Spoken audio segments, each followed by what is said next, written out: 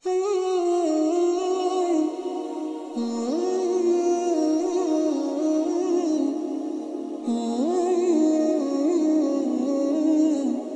Daud disebutkan sebanyak 16 kali di dalam Al-Quran. Sosoknya tak hanya dipandang sebagai Nabi Allah, tetapi juga beliau adalah seorang raja yang adil dan saleh. Tapi tahukah teman-teman, Nabi Daud yang menjadi raja dari kaum Bani Israel bukanlah berasal dari keturunan seorang raja? Beliau adalah masyarakat biasa, hingga di satu peristiwa Nabi Daud diangkat menjadi raja. Hal itu menjadikan Daud raja sekaligus nabi bagi kaum Bani Israel. Di sini kita akan kisahkan bagaimana ceritanya Nabi Daud bisa menjadi raja dan bagaimana beliau ketika menghadapi musuhnya satu lawan satu yang memiliki postur tinggi besar seperti raksasa. Untuk itu, di video kali ini kita akan membahas tentang pertarungan Nabi Daud melawan manusia raksasa. Assalamualaikum warahmatullahi wabarakatuh. Sobat beriman yang dimuliakan Allah. Alangkah lebih baik jika sahabat sekalian bantu support channel ini dengan cara like, komen, dan subscribe. Semoga kita selalu dalam keadaan sehat walafiat, dilancarkan rezekinya, dan dimudahkan segala urusannya.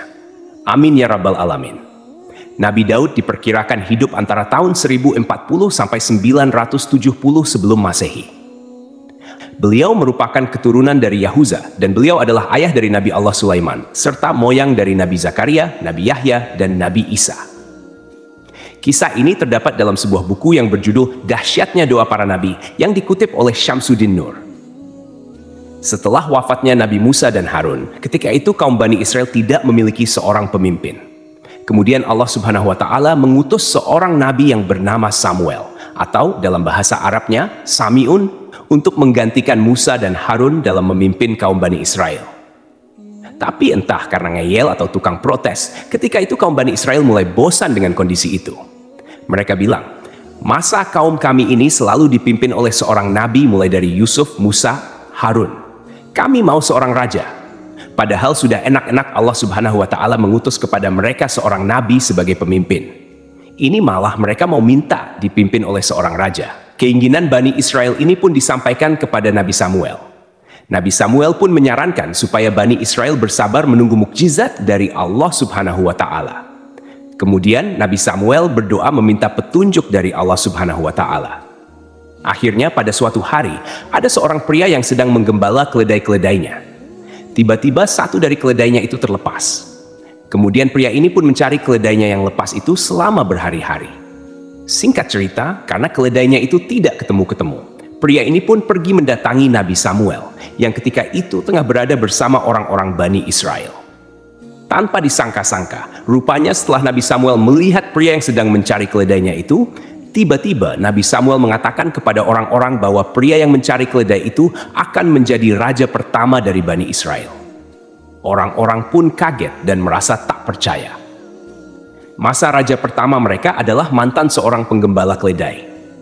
Dia kan orang miskin, tidak punya nasab yang tinggi, tidak punya harta, dan berasal dari kaum bawah. Bukannya mereka senang punya raja baru, malah ketika itu sebagian orang-orang tidak mau mengakui bahwa pria itu adalah raja mereka. Ini dikasih nabi, minta raja, giliran dikasih raja, malah banyak protes. Pria penggembala keledai ini bernama Talut. Dia yang nantinya akan menjadi raja pertama bagi kaum Bani Israel. Sobat Jazirah Ilmu yang dimuliakan Allah, pada suatu hari akan terjadi perang antara kaum Bani Israel melawan sebuah kabilah yang bernama Jalut. Kala itu kaum Bani Israel dipimpin langsung oleh raja mereka, yaitu Talut. Talut pun mulai mengumpulkan pasukan yang dia ambil dari orang-orang Bani Israel. Ketika itu ada sebagian orang yang mau dan ada pula sebagian orang yang tidak mau ikut perang. Karena teman-teman, kabilah Jalut ini adalah orang-orang yang kuat dan raja mereka punya postur badan yang tinggi besar serta mempunyai otot yang kekar. Ditambah lagi kaum Jalut ini teman-teman punya pasukan yang sangat banyak. Makanya sebagian orang Bani Israel tidak mau ikut perang karena mereka takut dengan kabilah Jalut yang ketika itu terkenal sebagai kabilah yang kuat. Setelah Raja Talut mengumpulkan pasukan perangnya, ada seorang bapak yang punya 3 anak laki-laki dan memasukkan ketiga anaknya itu ke dalam pasukan Raja Talut. Bapak ini bernama Yisha. Salah seorang dari anaknya bernama Daud. Yisha berpesan kepada anaknya ini supaya nanti kalau ikut perang jangan berada di barisan paling depan. Akhirnya berangkatlah pasukan Bani Israel menuju medan peperangan. Ketika mereka telah sampai di depan sana, ada pasukan dari kabilah Jalut. Mereka melihat jumlah pasukan Jalut yang sangat banyak. Tubuh mereka besar-besar dan dipersenjatai lengkap mulai dari pedang, tombak, hingga baju besi. Maka banyak orang Bani Israel yang menjadi gentar dan takut.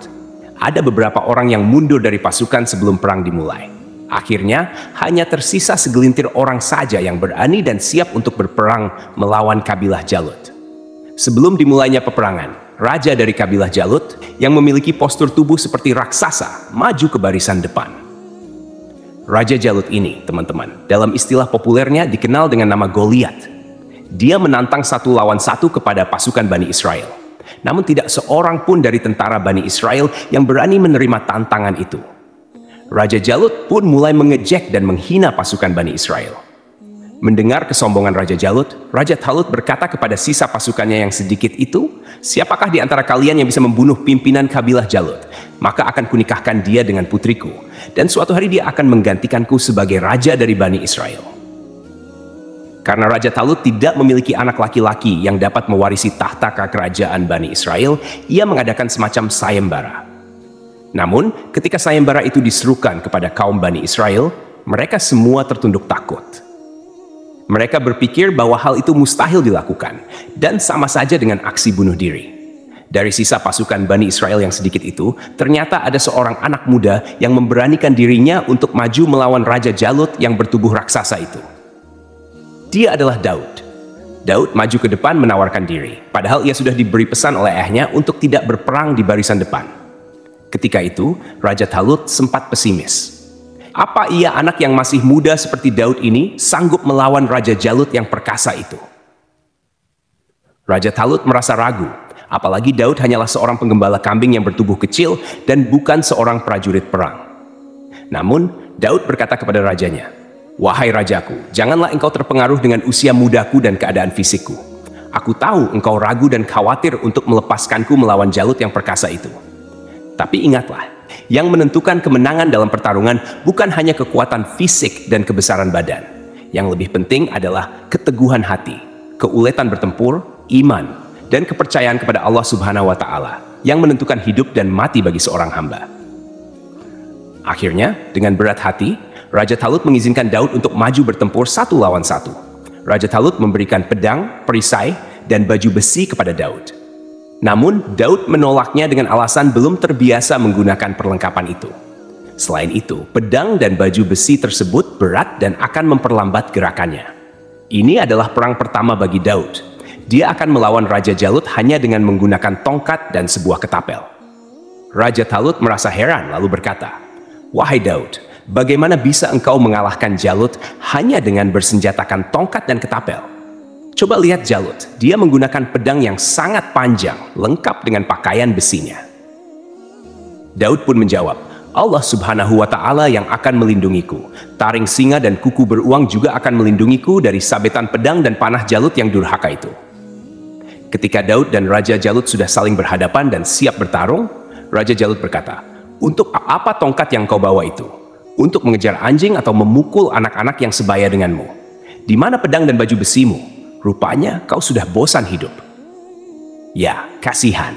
Padahal engkau masih muda, engkau belum merasakan suka dukanya kehidupan. Engkau masih harus banyak belajar dari pengalaman. Baiklah, majulah kau ke sini. Aku akan mengalahkanmu dengan sekejap. Dagingmu akan kujadikan makanan bagi binatang-binatang di darat dan burung-burung di udara.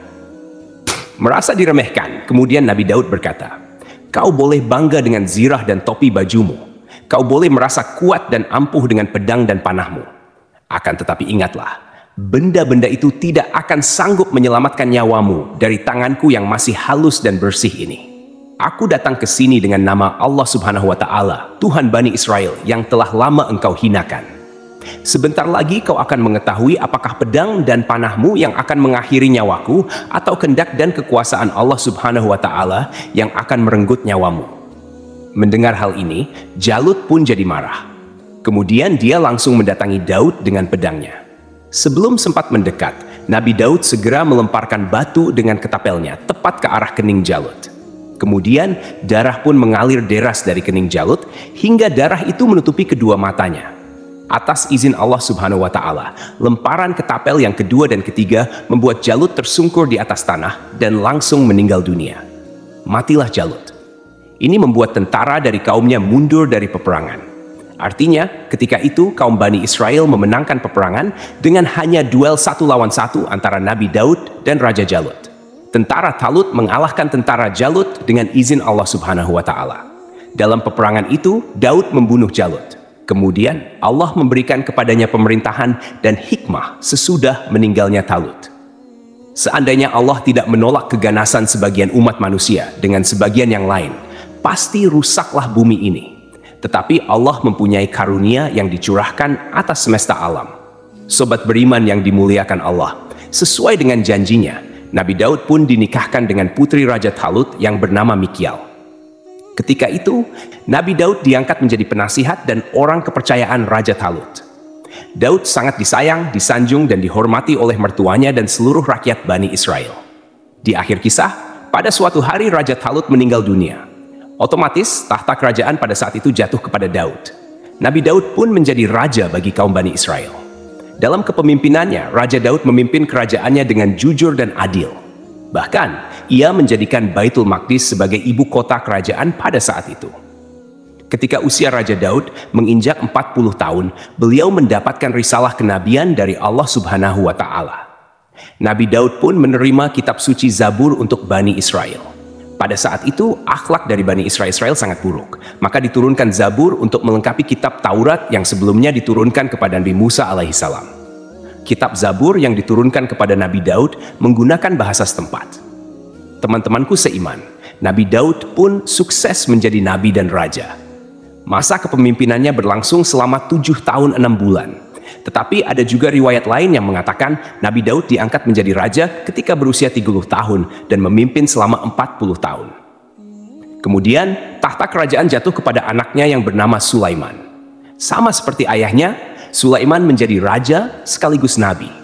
Sulaiman bahkan lebih hebat lagi karena puncak kejayaan kaum Bani Israel adalah ketika dipimpin oleh Nabi Sulaiman. Namanya tercantum di dalam hadis Nabi Shallallahu Alaihi Wasallam. Ada sebuah hadis riwayat dari Ibnu Abbas. Rasulullah Shallallahu Alaihi Wasallam bersabda, Raja bumi ada 4, 2 mukmin dan 2 kafir. 2 mukmin adalah Zulkarnain dan Sulaiman, sedangkan 2 raja kafir adalah Namrud dan Buktanasar. Bumi ini kelak akan dikuasai seseorang dari ahli baitku. Jadi, itulah kisah tentang pertarungan Nabi Daud melawan manusia raksasa. Semoga kisah ini bermanfaat. Lebih dan kurangnya mohon dimaafkan. Yang benar datangnya dari Allah Subhanahu wa Ta'ala. Khilaf atau keliru, itu datangnya dari saya pribadi sebagai manusia biasa. Sampai ketemu di kisah-kisah seru yang penuh makna selanjutnya. Saya akhiri. Wassalamualaikum warahmatullahi wabarakatuh.